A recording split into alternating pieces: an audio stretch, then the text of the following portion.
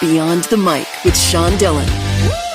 We're joined on the Starline by a funky, fun singer-songwriter who's traveled the world. She sang at Coachella, also with Scary Pockets and Postmodern Jukebox. You've seen her in Scorned, Love Kills on ID Discovery. Her latest song is Bad Dreams. It's our friend, Therese Curatolo. Hi, Sean. I'm so glad to see my friends return. So good to see you. Therese, let's go Beyond the Mic. Okay.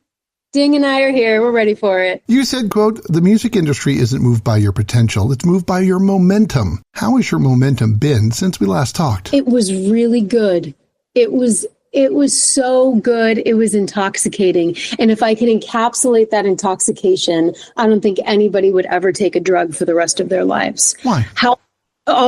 Because I don't think you could match that level of euphoria, really, with any kind of substance. It energetically, molecularly, cellularly was so fulfilling. But as quickly as one goes up is as quickly as one can come down. And as quickly as the industry can change for the better is as quickly as the industry can change for the worse. Your life and my life, it's like a thrill ride. We just can't get off. It's life is a highway. In my case, it's a roller coaster. An escape room. Haunted house. Why did I choose this room? Yes. So the momentum is great. I'm not going to say was, because I'm not going to manifest that, but it is great. It was doing incredible. But like you said, the challenges that we've faced as an industry, as an artistic community, as an entertainment industry have posed some problems and some roadblocks. And we're still, I think as a whole, really still recovering from 2020 into 2021. Music has been part of you and your dad and your brother. Mm-hmm. What's one story of your dad as a professional musician that either encouraged you or discouraged you? Ooh.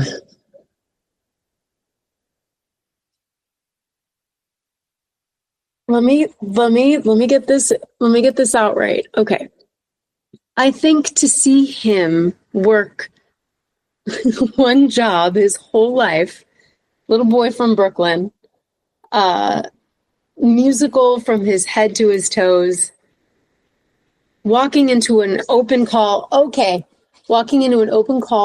Beatlemania on Broadway, nailing it, getting it, taking it. Once the show closes, he doesn't just sit there and go, well, what am I going to do now?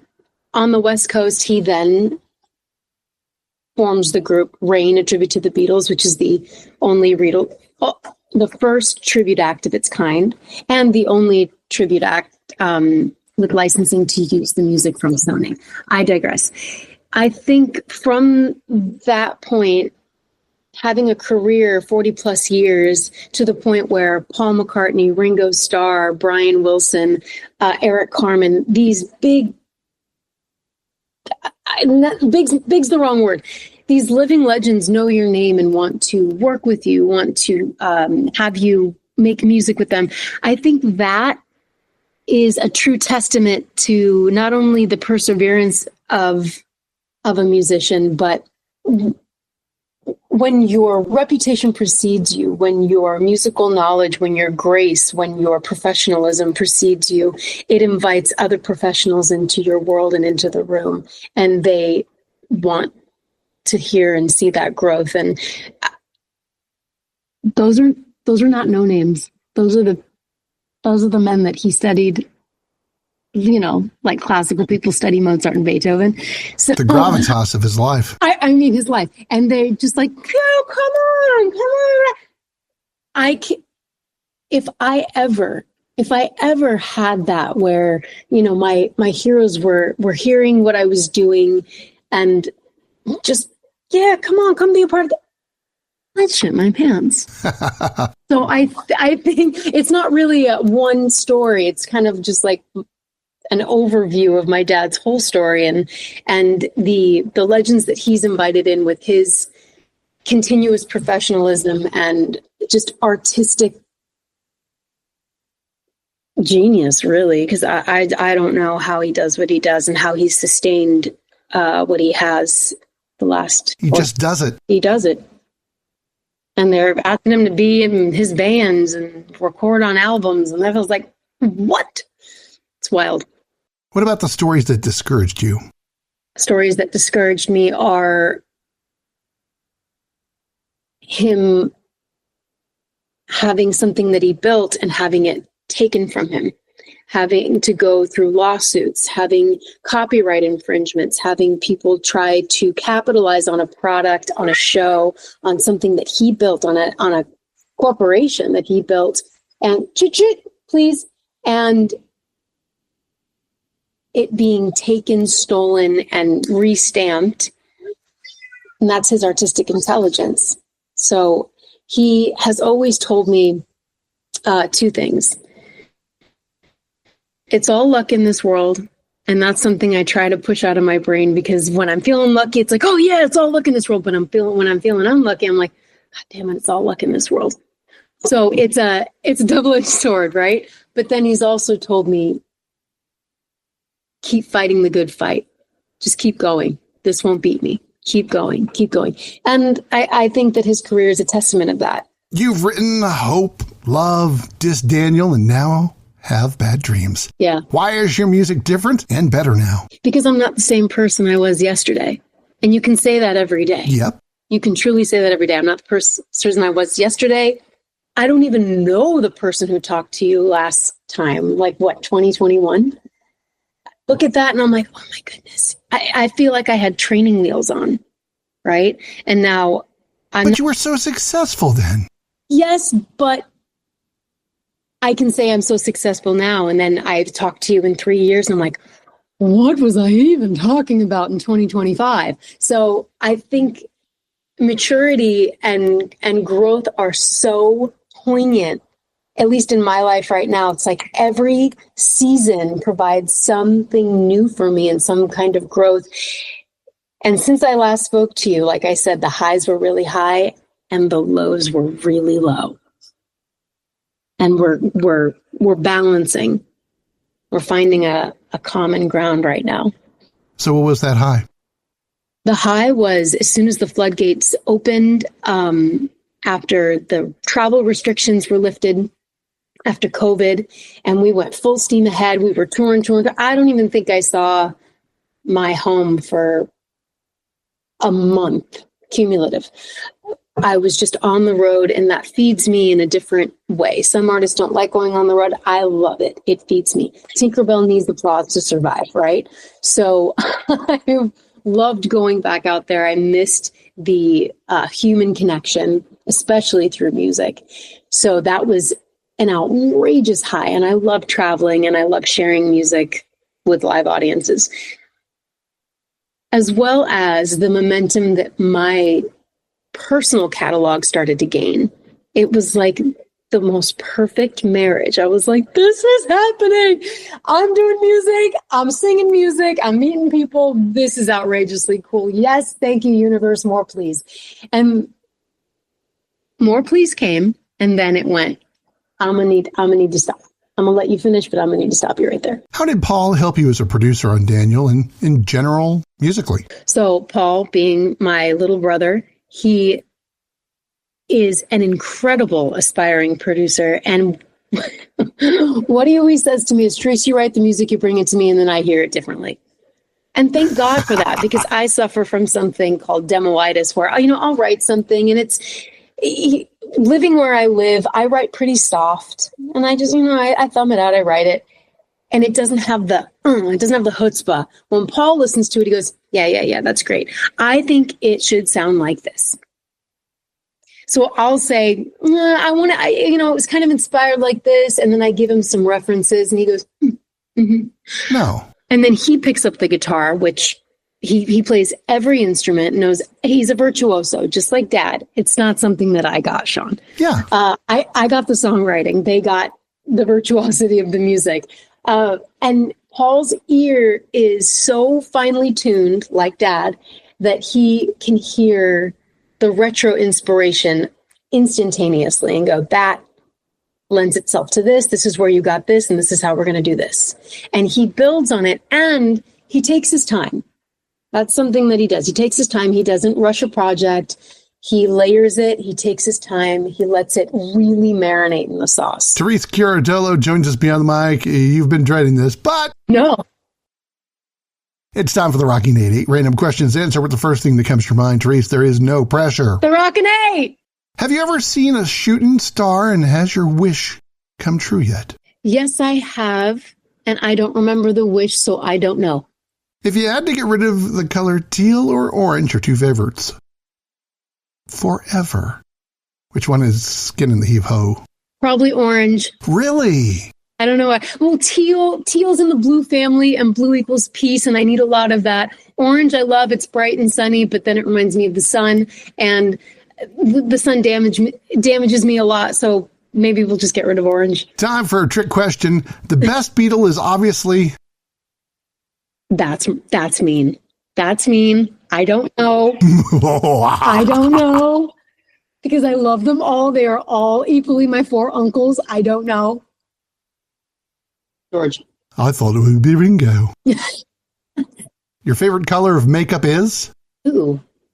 I'm really into this burnt red moment. I don't know why. The longest nap you've ever taken was how long?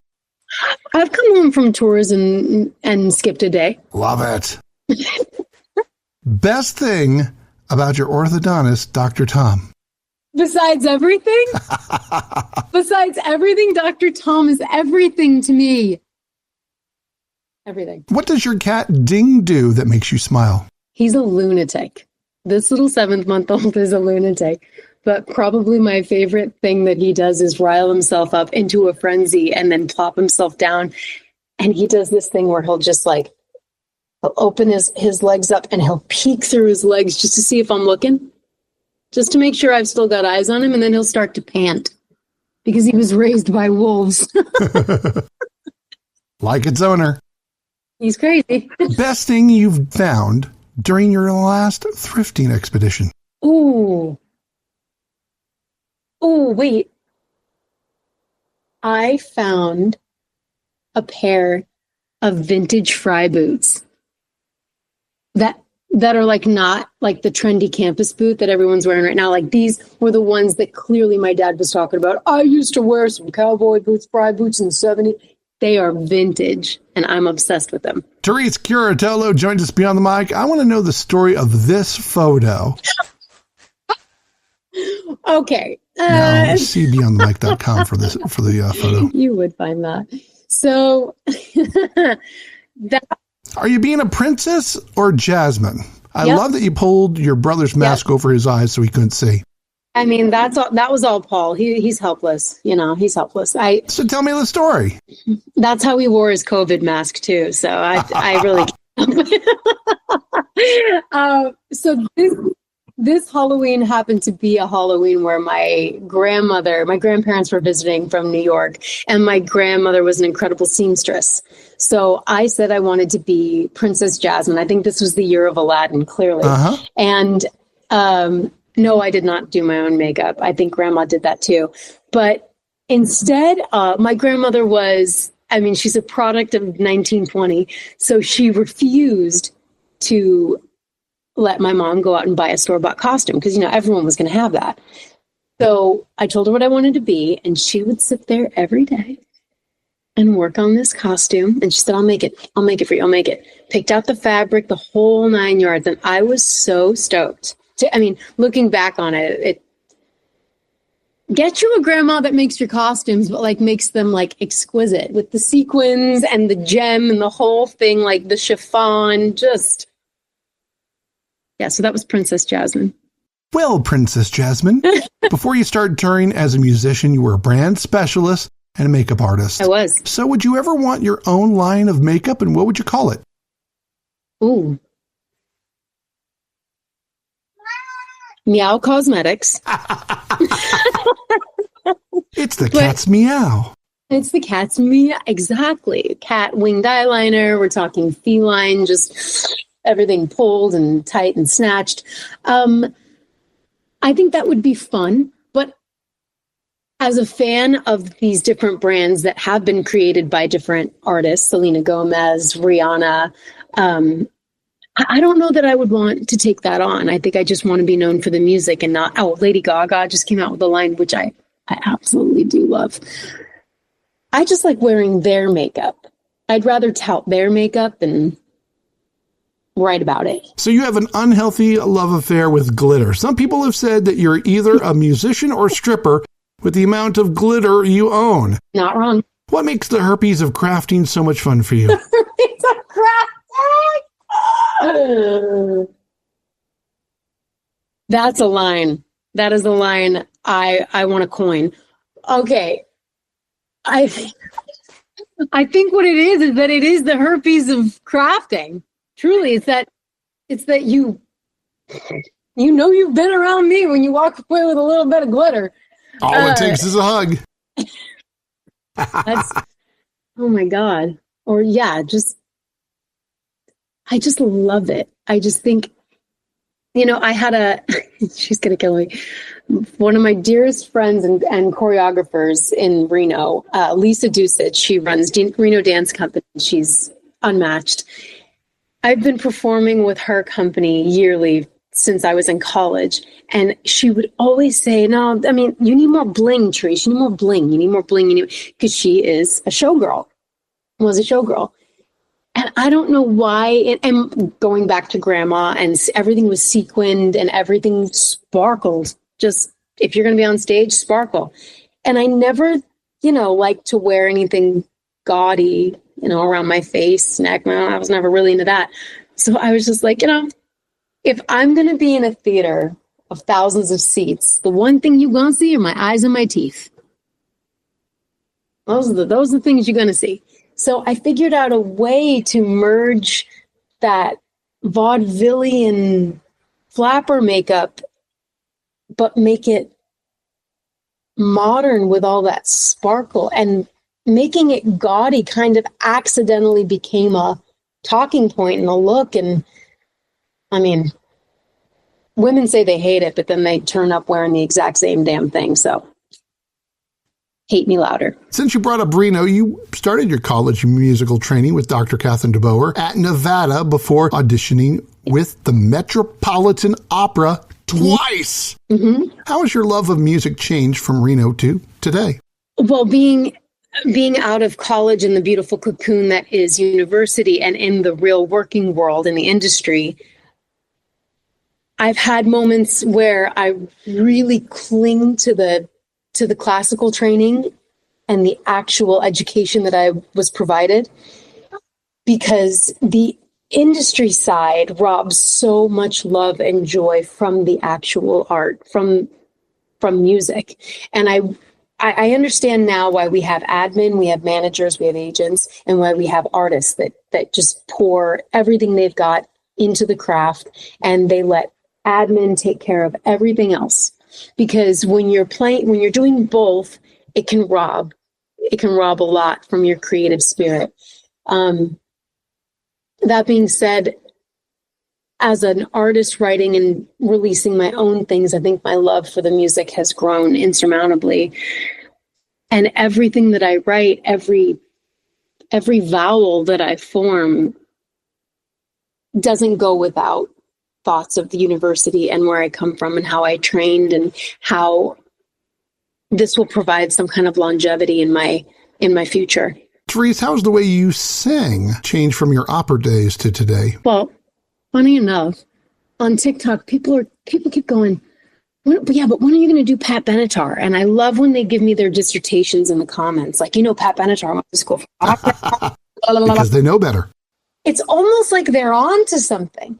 And I say to them, that's funny. I learned about Pat Benatar being a classically trained singer when I was training classically. And it made me love her more, because I'd never allowed my voice to open up into that real, because I was like, oh my God, no, it's so precious. I could never do that. But when you learn what you're doing, and you learn your body, and you learn your technique, and you're solid on it, you can't hurt yourself. I mean, you can hurt yourself with lack of sleep, overworking, straining, all those things. But when you're singing correctly and you're singing responsibly, you can sing anything. And I used to say this to people that would see me perform with pockets, and they'd be like, man, how do you shred every night? Like, how do you shred it? And then you go up to these crazy whistles, like, how do you do that? It's like a runner. It's like an Olympic athlete. They train, they know their body, they trust their body, they know what their body can do, they know what it's capable of, they know when to pull back, they know when they've got everything. And you test it and you grow with everything that you learn, with every note, with every risk or vocal run you take. You're like, oh shit, I didn't know. Oh no, I'm going to drill that. So I think it's gotten better, and it gets better every day when I do sing.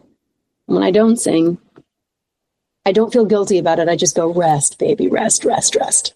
Why have you allowed opening yourself up to risks? Because I think that it's necessary to be the best.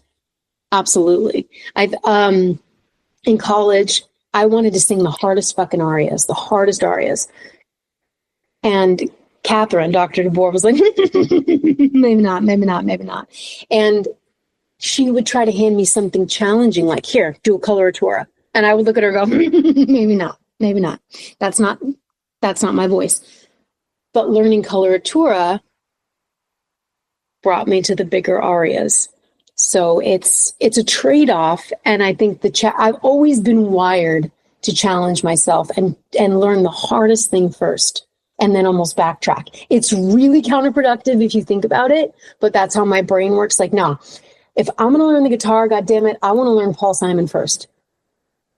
And people are like, maybe you should learn Taylor Swift. Like, just back it up a little bit.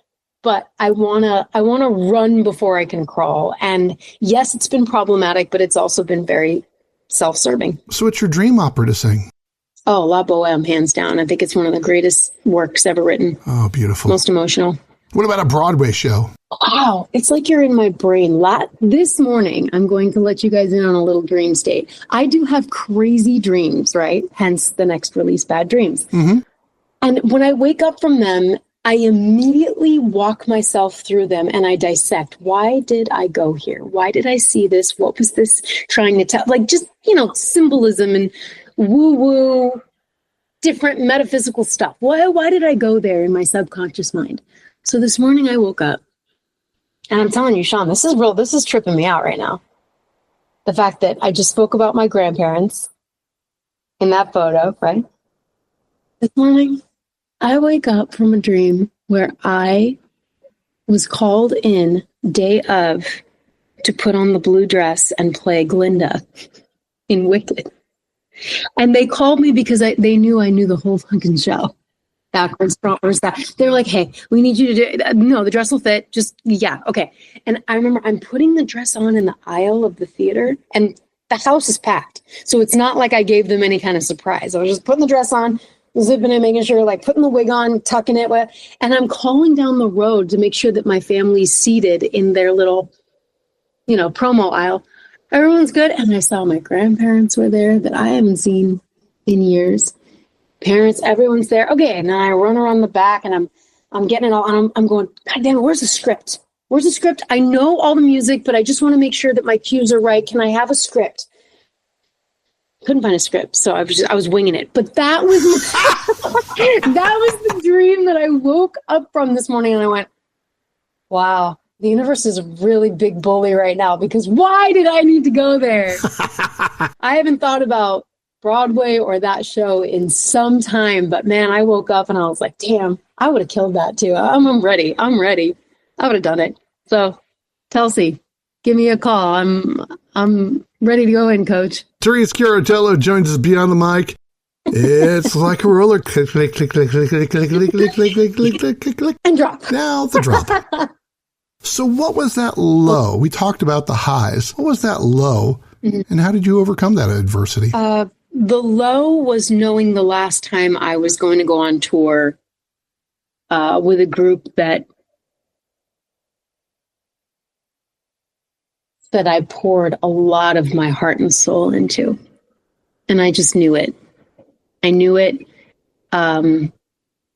it didn't resonate with my spirit anymore. And it really does sting like an end of a relationship, really, you know. That's the only thing I can attribute it to. It was bittersweet because I knew, but to every bittersweet, there's a lot of bitter, and you have to like load the sugar on to mask it. So it took me really low because I walked away from it like, you had to do that. You had to do it. It was necessary. It was necessary for you. How did leaving allow you the growth you needed? It puts you in a place of what now? What now? What now? What now? But I did it with a lot of faith in me and behind me. You know, my commercial coach, Killian, his slogan is leap and the net will appear.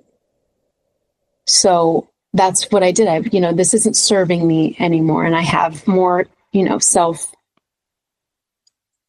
self-control and self-worth than this. So I need to jump the ship and focus on me. But after years and years and years of it, and so much fun and so many happy memories, it brings you down low. And then it's almost like things snowball, things stack up. You leave one thing and then you got to leave your apartment. Then you got no work. Then you got this. Then you go through a breakup. And everything hits you at one time. It's a freight train, but there's like the 405 traffic right behind it, and everything's just piling up.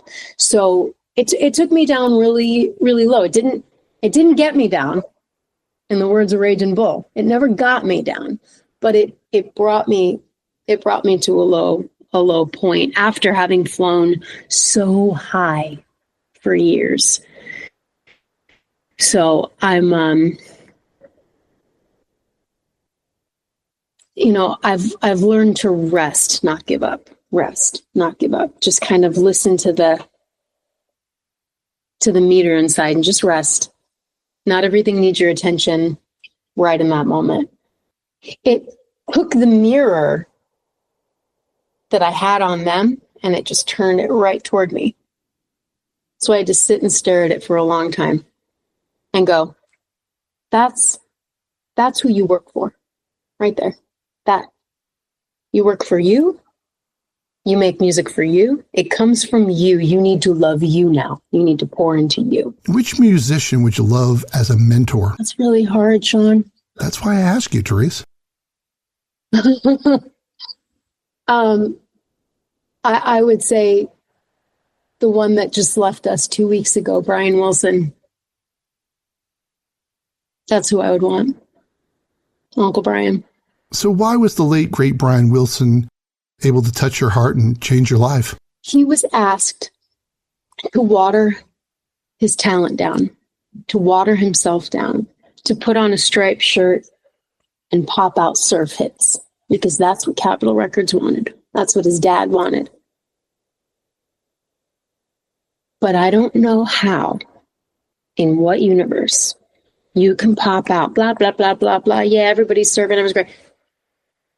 But you're able to put out a song like Surfer Girl that covers all the bases, but it's so musically intricate and it's so harmoniously rich. And what's the word I'm looking for? Complex. That you have people to this day dissecting what he did and those harmonies. Simple. Surf, pop tune, pop ballad, whatever you want to call it. And don't get me started on the greatest song ever written. God only knows. And I say that as a huge Macca head.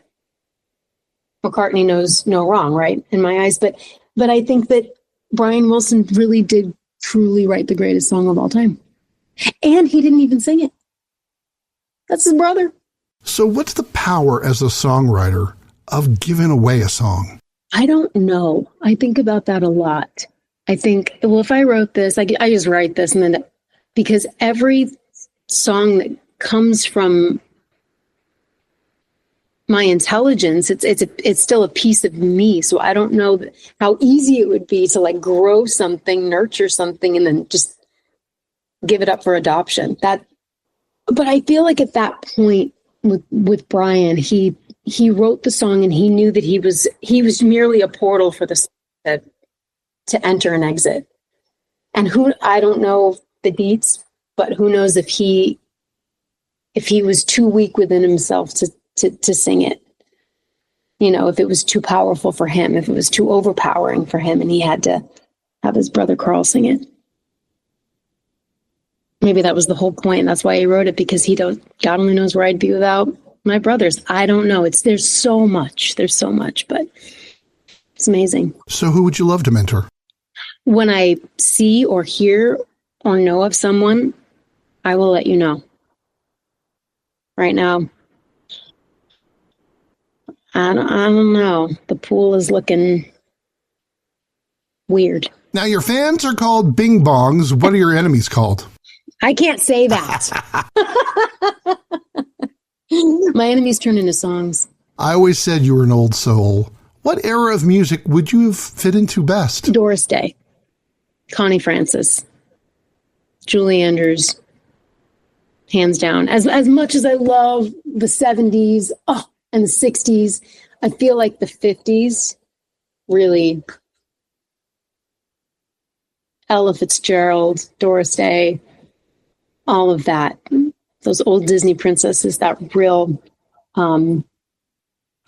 transatlantic music is just my favorite. What's the last guitar you bought, and have you been put on the band list at Fanny's yet? Fanny's, I want that Minnie Martin, baby, that 1925. Save her for me. Fanny's. Oh, that guitar that I walked away from last year haunts me to this day. And I'm like, why? Why didn't you just take out a loan and walk home with that? The last guitar I purchased was the Double Aught 28 Martin. I think I purchased that in 2021. And the first song I wrote on it was Bad Dreams. So I branded it immediately. I went, yep. You singing to me. Yeah. How has the music scene changed from when you began? This. Yep, that phone. The fact that people aren't watching so much anymore, they're recording it. The fact that artists don't get paid shit for their music, whether you're buying it on iTunes, streaming it for 0.000000017%, YouTube, Amazon, whatever.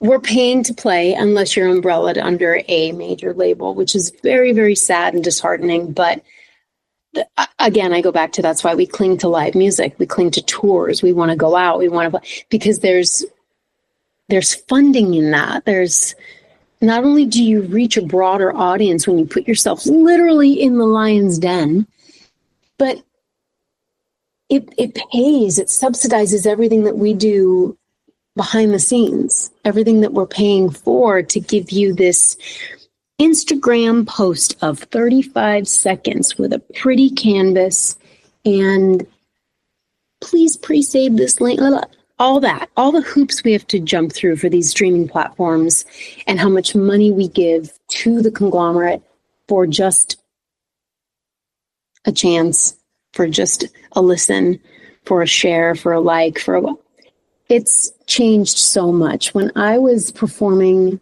even back in 2012, what a different world. What a different world. I mean, we were still walking around with our iPods. Therese, my friend, why do you keep doing it? Going back to, I love a challenge and I like to do the hardest stuff first and then backtrack. It really is a rat race within me. And I know my therapist would be like, what did I tell you? Nobody's on a race. There's more than enough for everybody, blah, blah. It's a race within myself. It fuels me. It keeps me going. Because if I didn't do it, number one, I'd be bored. But it's almost like in a weird way, and don't take this the wrong way, but I want to prove it to myself. Because I've already proven to myself 20 times over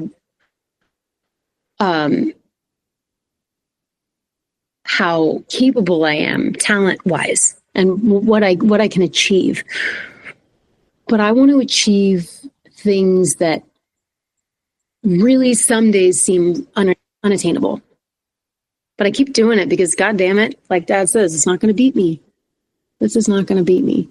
It's almost impossible achieving a podcast hit. How much harder is it for a musician to break through today? I feel like a drop in the ocean. Until I hit the stage and do it live, then I feel like the ocean. When I'm doing it behind the scenes, yeah, let that shit marinate, Sean. I feel like a drop in the ocean when I'm over here posting and self-promoting. I hate it. It makes me cringe. It makes my skin crawl. It's like cayenne pepper in a cut. But I know what it feels like to be the ocean on that stage and to splash everybody with the goodness of live music and with my music. So knowing what that feels like, it's really hard to come back and go, well, yeah, no, I'm just not going to do that. Like I got to throw in the towel. I can't do it, because once you've tasted it, you've got to do it. You've got to do it more. Our friend Therese Curatolo joins us beyond the mic. What are you obsessed with now? Dried mango. I don't know. I mean, my cat has really got me laser beam focused. I adopted him last November, and he's taken up a lot of my world at the moment, and I love him. Really needed him. Why? Because I was lonely. I'm going to be honest with you. I was so lonely, and I remember last summer being so sad and crying so much and just being afraid of what was going to happen in the world. That was a encroaching, like, oh my God, we were getting closer to November, and I was like, oh my God, what's going to happen? And I was in braces.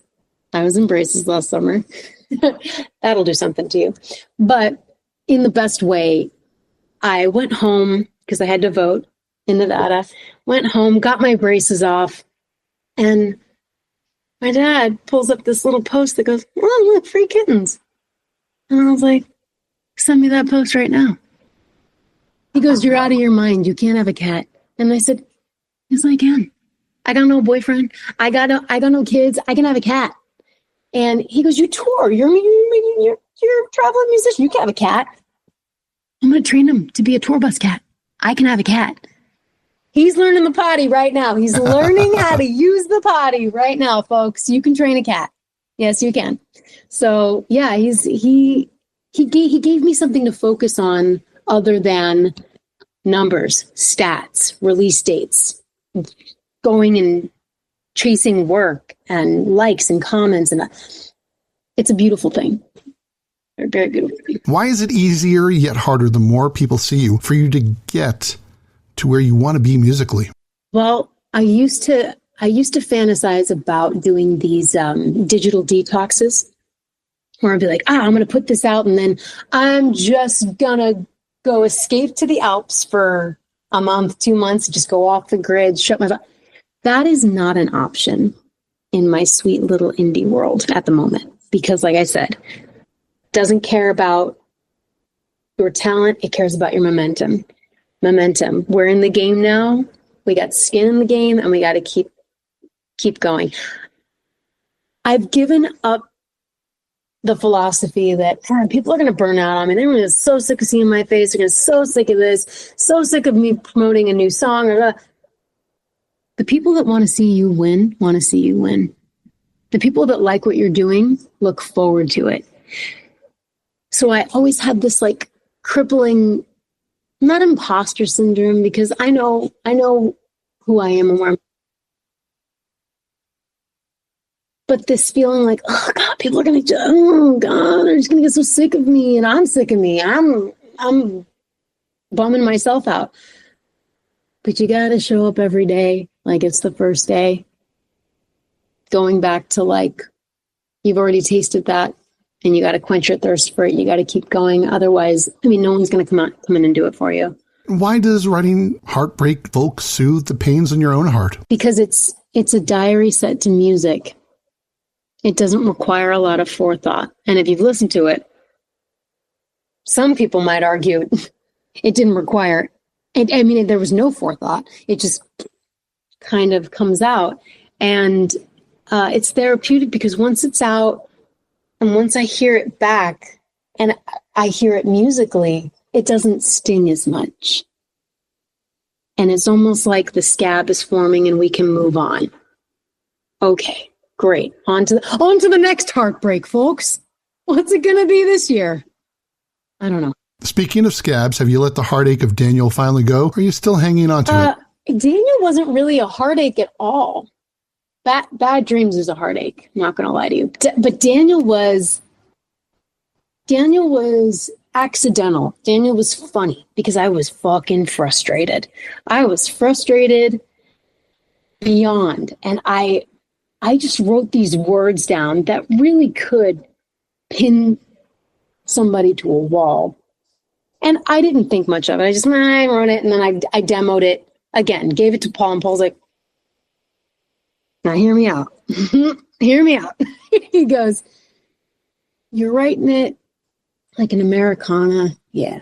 A jingy jang jam. But the lyrics are so cutting. They slice. So it really should come off campy and happy. Like tongue in cheek. And the contrast there is hilarious. And I said, yeah, no, yes, producer, yes, 100%. So, there was frustration with that one, but the more we worked on it, the more laughable the whole situation became, and that was the healing process with that. It was like, oh God. Due to mature subject matter, parental discretion is advised. So funny, right? So funny, but man, those are some good words.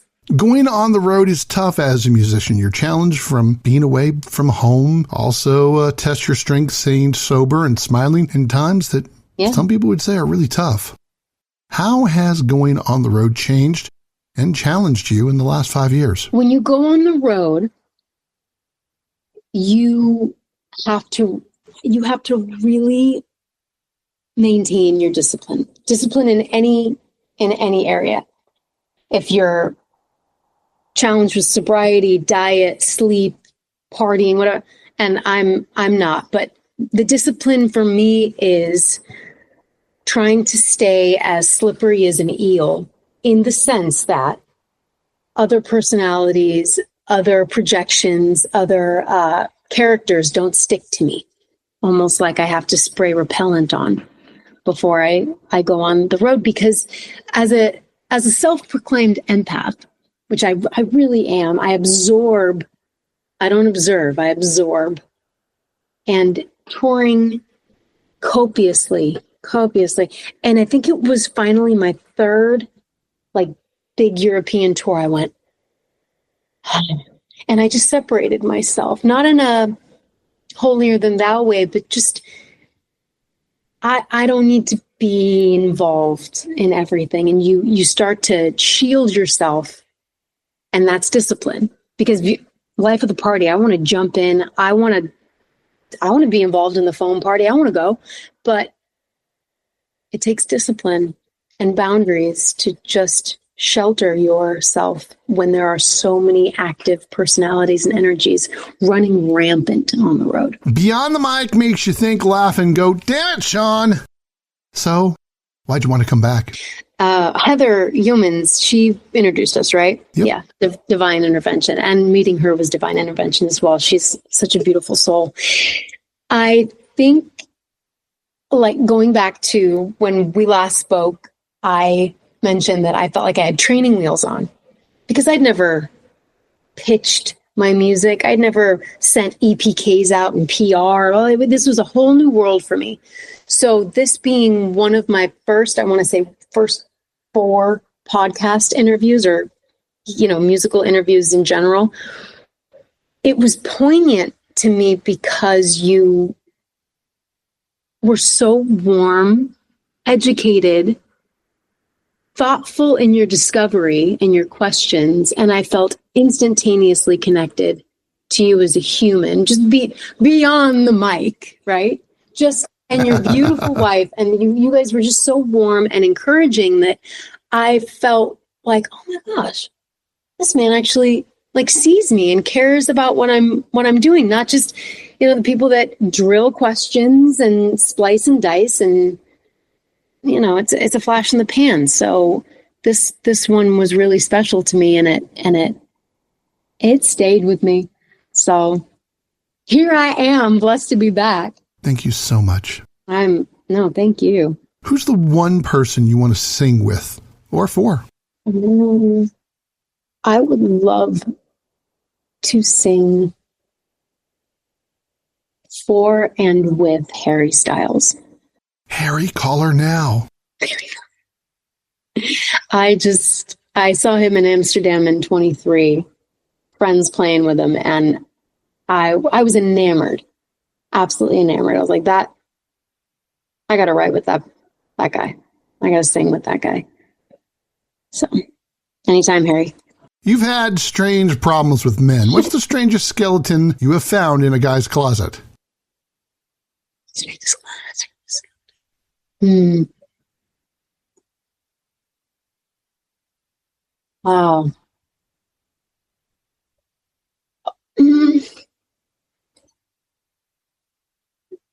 That's hard to pinpoint. And that's not me pussyfooting around the question. I get your question, but they're not skeletons so much as they might be wounds, whatever, but I always tell my mom when I get frustrated after going through another, whatever they call it, situationship, I said, Mom, I feel like a dress in the window of Bergdorf Goodman, right? A dress, and everyone, all the passersby, they stop and they ogle at it. They want it. They lust after it. But no one has the balls to go inside and ask how much it is. Wow. Ask to try it on. But they'll pass the window and they'll ogle at it. They'll take pictures of it, and yeah. So I don't know. I guess that seems to be a running theme, and I will die on this hill. I wish I wrote Sabrina Carpenter's latest song, Man Child. Damn. Missed the train on that one, and I would have sold it to her. I would have given it to her. I don't need to sing it, but man, I wish I wrote it. It's so perfect. What makes a good song? I think a good song is something that can be stripped down to even singing it a cappella, and you can hear everything swirling around you. It doesn't come down to the production. It comes down to the melody, what the song is at its core. When songwriting, what opens up your creative side? What I'm saying has a lot to do with how I form a melody. I know what intervals make me chilly, make my hair raise. And when I'm sad, the first thing I'll do is I'll go to classical music.